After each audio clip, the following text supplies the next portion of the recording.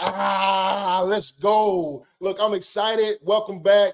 Look, we're going in one more time and let's just jump this thing off. So if you look at the question that's on the screen, it says, have you studied the largest word in the dictionary? And I know this probably got you thinking, like, what could it be? Could it be supercalifragilisticexpialidocious or whatever the case may be? No, that's not the word that we're looking at today. Look, we're jumping in the 28 power keys to success. This is a word that we're going to help you unload, unpack, unlock, and unveil every attribute and ability to your success. Look, we have so many different variables that we got to contend with each and every day. But this is going to be a component that help you get to your dreams, your goals, and aspirations and see them face to face. So let's jump in really quick. The word that we're talking about today is if. If. That's the largest word in the dictionary. I didn't say the longest, y'all. I didn't say the longest. If is the largest word in the dictionary. And I'm going to tell you why, because I think it's important for us to really dig a little bit and not, we don't have to dig too far because I think a lot of us understand the word if, but I think we have to dig a little bit and just kind of really utilize this word that we normally shrug our shoulders on each and every day and utilize it like haphazardly and just dive into it and start using it effectively to get to our dreams, our goals, and our aspirations. So contractually, you see the word if in contracts all the time. Like so, naturally, if I establish a contract, then I might see the word if, and that if indicates function, operation, activity, right? Exchange. And so let's read from the book really quick. I'm gonna jump into the book. I highlighted a few points in the book that I want to read with you, and then we're going to discuss a little bit further. So the power key if is a function word, and sadly, we have used this word as a skeptic more than we have to access success. I'm not telling you to be an optimistic individual. I'm telling you to look for ways to succeed when utilizing the word if. Okay? Find the if to your goal, not the if that prevents it. See, this is really big for me because, like, oftentimes, if this happened, right, that skeptic moment, like that pessimistic moment shows up and rises up, man, oftentimes, if this happened, I won't be able to do the if this happened. I'm not going to have the opportunity. If the, you know what I'm saying? So a lot of times we got if circulating and cycling in our mind and our psyche, and it's telling us the negative side of things. And there's also the positive side, like the productive side, the successful side of things.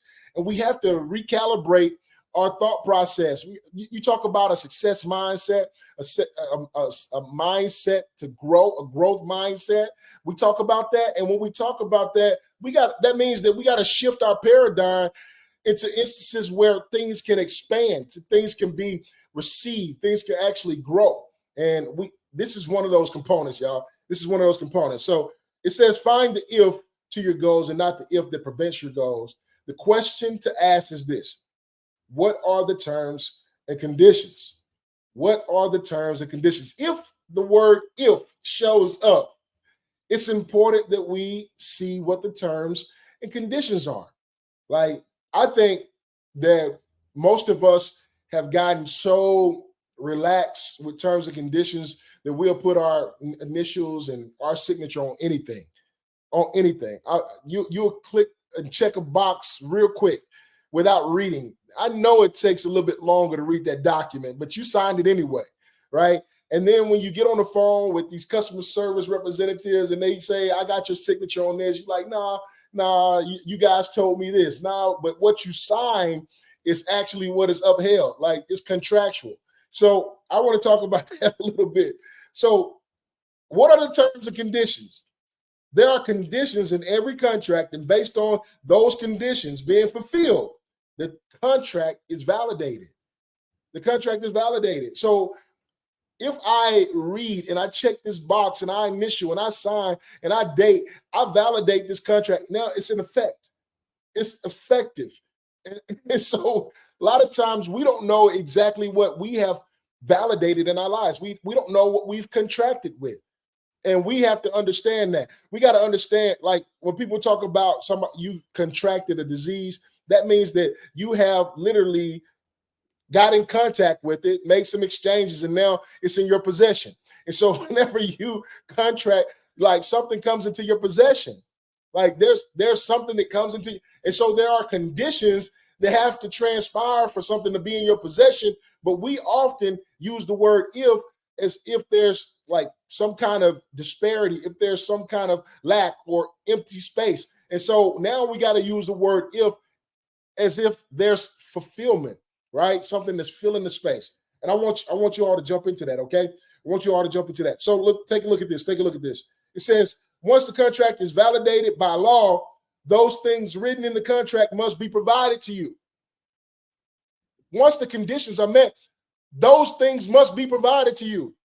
And I love the fact that we tend to be like, oh, they didn't do it, and then we'll just back off. No, man, these things are mine. Like I'm in the contract. This is my contract with you guys. Like this is how it was substantiated. I am owed this, and you gotta be like confident enough, and you gotta have enough audacity to pursue it because there are authorities in place. There are people. There are things that are set up to prevent you from accessing the things that belong to you. There are some things. There are some contracts that we have overlooked that we have so many different benefits, but we haven't said, hey, I want my benefits.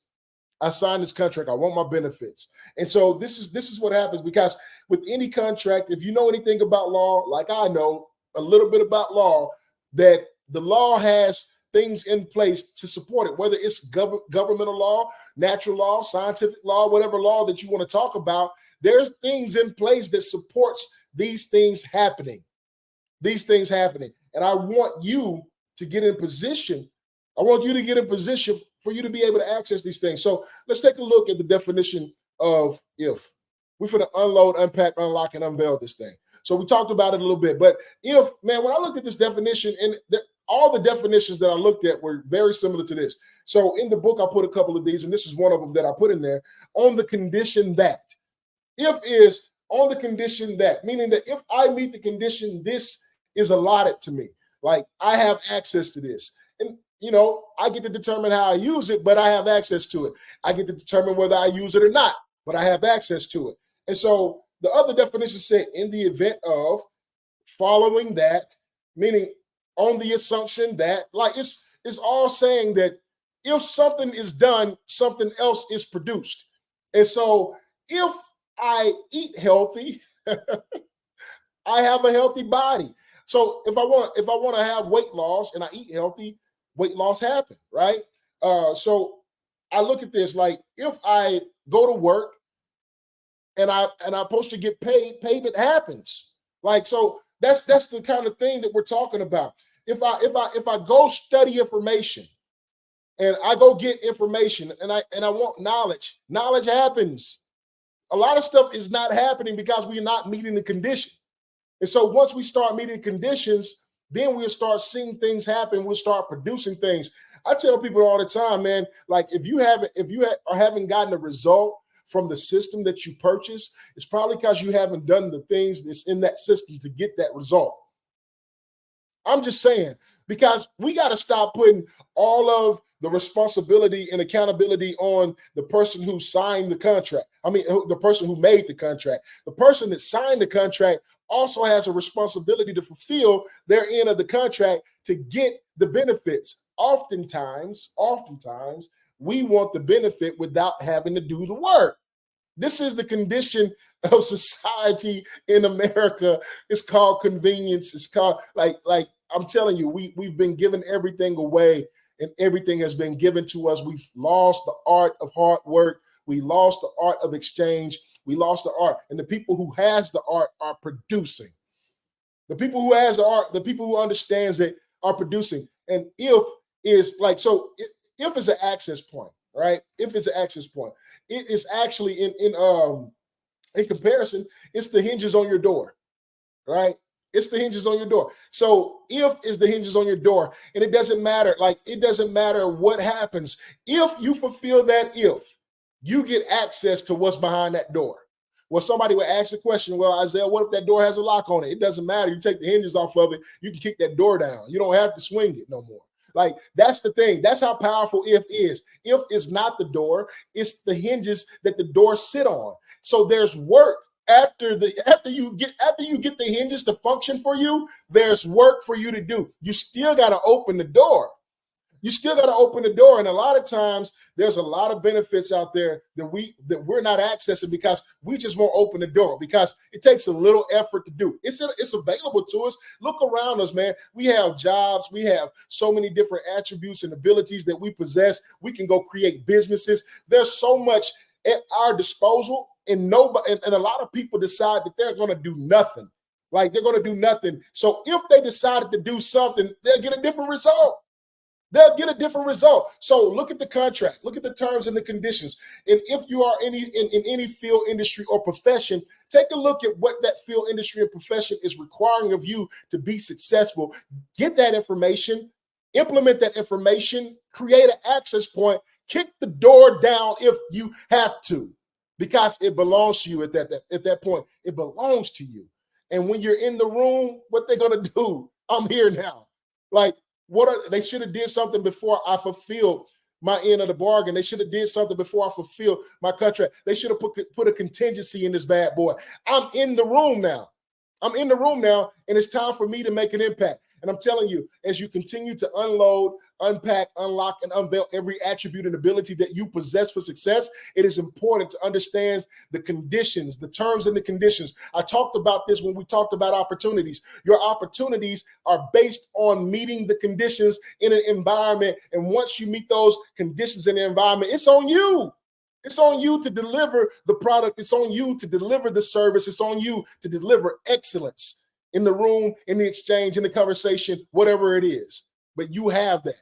And look, I want y'all to make sure you grab yourself a copy of the 28 Power Keys to Success. We want to see you go to hit your dreams, your goals, your aspirations, and meet them bad boys face to face.